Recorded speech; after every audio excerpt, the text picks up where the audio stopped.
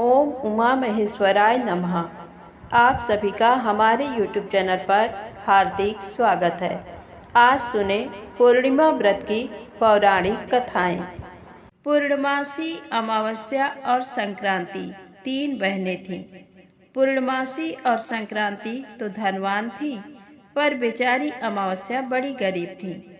अमावस्या ने एक दिन अपने बेटे और बहुओं से कहा, चलो कुछ दिन पूर्णमासी बहन के यहाँ रह आए।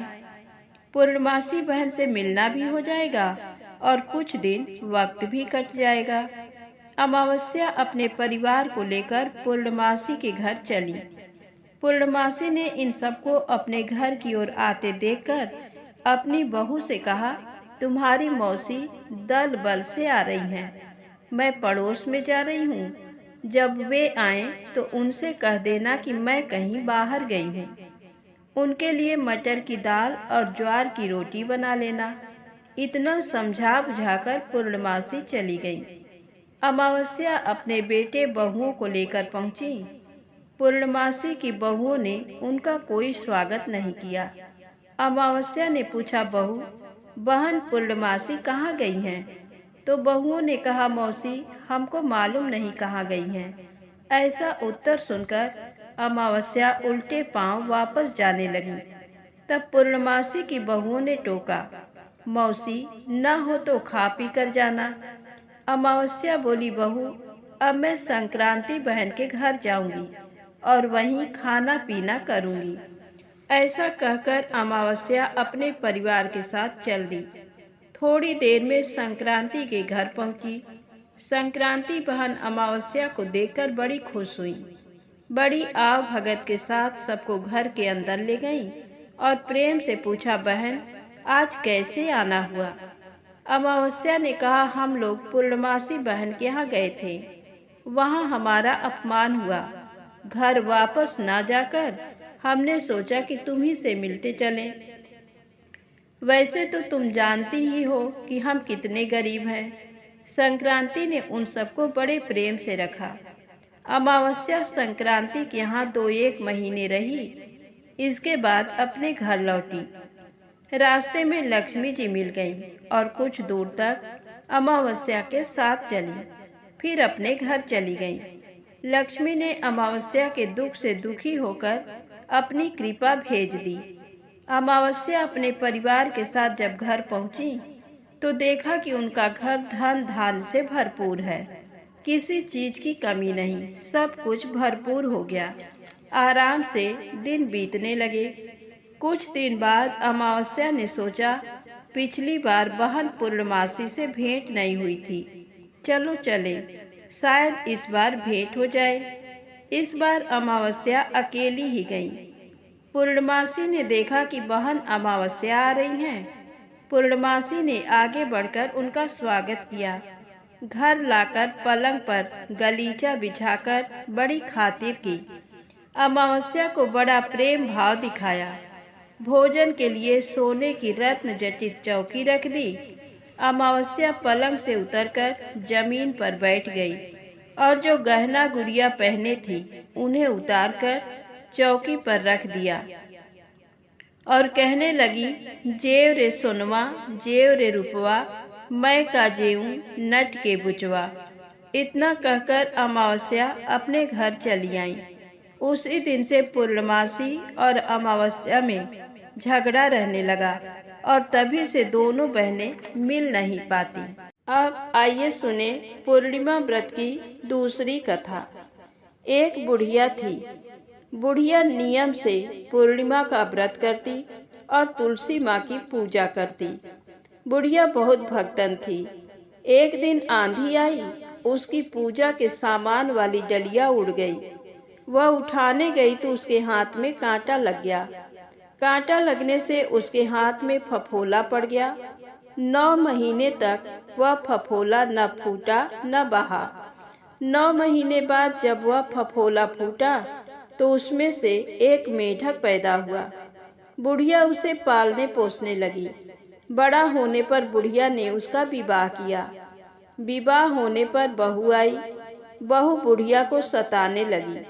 बहू बुढ़िया को खाने को रोज चूनी भूसी देती और अपने पति को अच्छा अच्छा खिलाती। वह था तो मेढक, पर रात में 16 वर्ष का सुंदर कुंवर कन्हैया बन जाता और दिन में मेढक के खोल में प्रवेश कर फिर मेढक बन जाता और घर भर में फुदकता फिरता। बेचारी बुढ़िया को इसका कुछ भी पता नहीं था। रात में जब बहू सो जाती तब बुढ़िया सोचती बिसूरती और बरबराती। न तुलसी की पूजा करती, न बयरिया डोलती, न डलैया उड़ती, न कांटा लगता, न भिजकुर पैदा होत, न बहुरिया आवती और न चूनी भूसी खाने को मिलता। लड़के ने अपनी पत्नी से पूछा कि अम्मा रात में क्या बरबराया करती हैं। बहू ने कहा, अरे बुढ़ी हैं, कुछ बरबराती होंगी दुनिया भर का प्रपंच। लड़का इसी प्रकार रोज पूछता और बहू इसी प्रकार उसे समझा देती। एक दिन उससे न रहा गया और उसी रूप में माँ के सामने जाकर खड़ा हो गया। वो भूल गया कि अपना खोल नहीं पहना है। देखा कि अम्मा अभी भी बरबरा रही हैं। उसने पूछा, अम्मा तुम रोज रात में क्या बरबराया करती हो? बुढ़िया ने देखा तो दंग रह गई। उसका मेढक बेटा 16 वर्ष का सुंदर कुंवर कन्हैया बना खड़ा है। प्रेम से बुढ़िया गदगद हो गई। उसकी आंखों से आंसू बहने लगे। थोड़ी देर में अपने को संभाल कर बोली, बेटा बड़ा छल किया, मुझे ये रूप कभी न दिखाया। मेढक की खोल में ही मैंने तुम्हें देखा, पर फिर भी संतोष किया। अब तो भेद खुल ही गया था। लड़के ने छिपने या भागने की कोशिश नहीं की। माँ को धीरज बंधाते हुए बोला, अम्मा हमारा तुम्हारा ऐसा ही भाग्य था, इसलिए मैं तुम्हारे लिए मेढक ही रहा। पर तुम बताओ कि तुम्हें क्या दुख है? तुम रोज रात में कुछ कहती रहती हो। माँ ने सारा किस्सा बताया। मैं तुलसी की पूजा करती थी। एक दिन जोर से हवा चली तो पूजा की सामग्री वाली डलिया उड़ गई। उसे उठाने गई तो हाथ में कांटा चुभ गया, हाथ में फफोला पड़ गया। 9 महीने के बाद उसमें से एक मेढक पैदा हुआ। उसको मैंने अपने बेटे की तरह पाला पोसा। बड़ा होने पर विवाह किया। जब से बहू घर आई मेरे दुख के दिन आ गए। उस दिन से मुझे खाने को चूनी भूसी मिलने लगी। तुलसी की पूजा का मुझे यही फल मिला। ये सुनकर लड़के को बड़ा दुख हुआ। उसको अपनी पत्नी पर बड़ा गुस्सा आया। गुस्से में उसने अपनी पत्नी को बहुत डांटा और मारा। दूसरे दिन से वह अपनी माँ को अपने साथ बिठाकर खिलाता, एक थाली अपनी परसवाता और उसके साथ ही दूसरी थाली अपनी माँ के लिए। अब वह अपनी माँ का बड़ा ख्याल रखता और किसी प्रकार का कष्ट नहीं होने देता। तुलसी माँ की कृपा से बुढ़िया को बिना पाप का लड़का मिला और सब प्रकार का सुख। तो प्रेम से बोले, तुलसी माता की जय हो। अब आइए सुने गणेश जी की पौराणिक कथा। एक राजा था। राजा अपना महल बनवा रहा था। जहाँ महल बन रहा था वहाँ एक बुढ़िया आई। बुढ़िया राजमिस्त्री से बोली, राज बेटा हमारे गणेश जी के लिए भी एक मढ़िया बना दे, तुम्हें बड़ा पुण्य होगा। राज बोला, माई हम तो राजा के चौकर हैं, जितनी देर मढ़िया बनाएंगे उतनी देर राजा के काम का हर्ज होगा, इसके लिए राजा हमें सजा देंगे। बुढ़िया उदास मन घर लौटी। रात को न जाने क्या हुआ कि राजा का महल नींव से चरमराकर गिर पड़ा। सवेरे राजा ने जो ये हाल देखा तो उसे बड़ा आश्चर्य हुआ। न बरखा न बूंदी, सारा महल अर्रा पड़ा। राजा ने सोचा, हो न हो जरूर इसमें कोई भेद है। उसने एक एक नौकर को और राज को बुलाया और पूछा, महल कैसे गिर गया? नौकर चाकर राज सभी सन, किसी के मुंह से बोल न फूटे। साहस बटोरकर उस राज ने हाथ जोड़कर कहा, महाराज अपराध क्षमा हो। कल एक बुढ़िया आई थी। उसने मुझसे गणेश जी के लिए एक मढ़िया बनाने को कहा था, परंतु मैंने आपके डर से इनकार कर दिया। कौन जाने उसी ने शाप दे दिया हो। तुरंत बुढ़िया की खोज हुई। बुढ़िया आई। राजा ने पूछा, बुढ़िया तूने हमें सरापा है, कोसा है, हमारा महल गिर गया।